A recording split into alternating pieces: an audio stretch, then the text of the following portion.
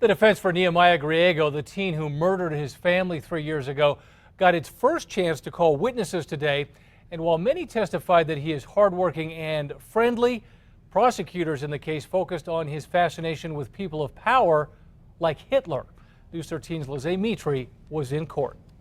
For the last year and a half, 18-year-old Nehemiah Griego has been staying at an Albuquerque psychiatric treatment center, Sequoia, after he murdered his family at their South Valley home. He shows a lot of respect. He does what he's asked.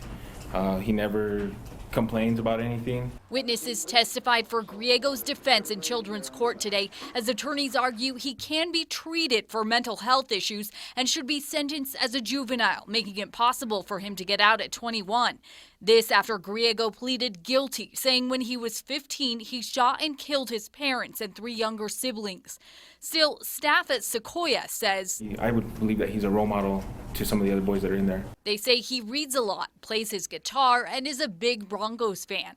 It's his father the defense pointed to as being protective, teaching Griego to police the perimeter of their, quote, fort, their house. With firearms? Yes. Prosecutors focused on Griego's intense interest in history. A teacher said he most often discussed wars. I think he's fascinated by power and people who control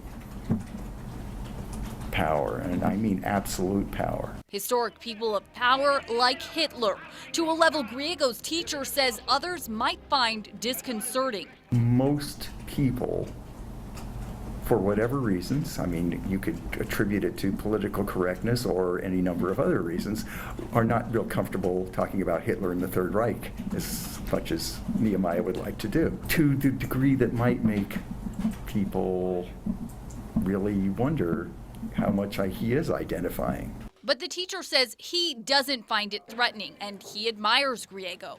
He's looking for that key, what makes people powerful and able to cope in the world and able to control. Liz Mitri, KRQE News 13.